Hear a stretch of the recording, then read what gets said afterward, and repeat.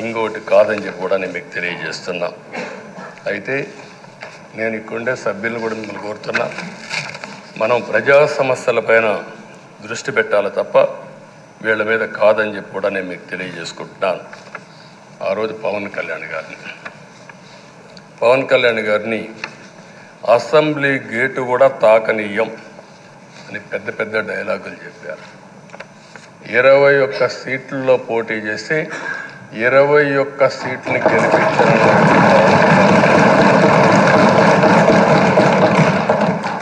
Why not 175 అని చెప్పి 11 కూడా తెచ్చుకోలేని నాయకత్వం. అంటే ఏ విధంగా మాట్లాడారు అనేదానికి ఇది ఒక ఉదాహరణ. ఆ రోజు పవన్ కళ్యాణ్ గారు చాలాసార్లు, నేను కూడా అన్నాను, బయట చాలామంది అభినందించారు. ఎక్కడ తగ్గాలో తగ్గడం, ఎక్కడ గెలవాలనో గెలవడం నేర్చిన వ్యక్తి పవన్ కళ్యాణ్ గారు. దానికి ఈరోజు మనందరం కూడా గుర్తుపెట్టుకోవాల్సింది, రాజకీయాల్లో సుదీర్ఘమైన రాజకీయాల్లో ఉన్నాం. మొత్తం కలిసి 16వ సభ. మీ అందరికంటే సీనియర్ మోస్ట్ నేను. 8 + 1 9వసారి, అంటే 16 సభల్లో 16వ సభ 9 సభల్లో ఉన్నాను.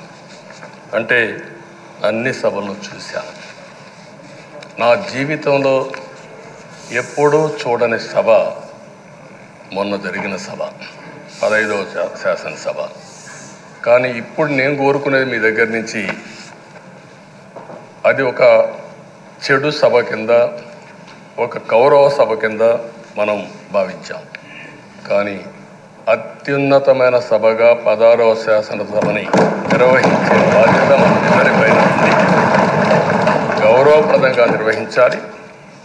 అదే సమయంలో ఇక్కడుండే ప్రతిపక్షాల దృష్టిలో పెట్టుకొని కాదు, 24 గంటలు మనం ప్రజలతో ఉండాలి.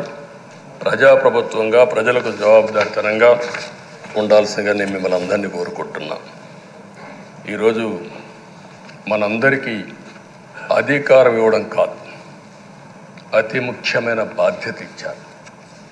ఈ రాష్ట్రాన్ని మళ్ళీ ఘాటున పెట్టమని మనతో మాట్లాడారు, మనకు చెప్పారు. ఎప్పుడు కూడా నేను ఒకటే భావిస్తాను, ప్రజా జీవితాలను మార్చే శక్తి ప్రభుత్వ విధానాలకు ఉంటుంది. ఆ ప్రభుత్వ విధానాలకు రూపకల్పన చేసే సభ ఈ చట్టసభ. ఈ విషయం ప్రతి ఒక్కరూ గుర్తుపెట్టుకోవాల్సిన అవసరం ఉంది. ఈరోజు మనం చేసే పని ఈరోజు ప్రజల భవిష్యత్తే కాకుండా భావితరాల భవిష్యత్తు కూడా నిర్ణయిస్తుంది. ఈరోజు భారతదేశం 91లో ఆర్థిక సంస్కరణలు వచ్చాయి.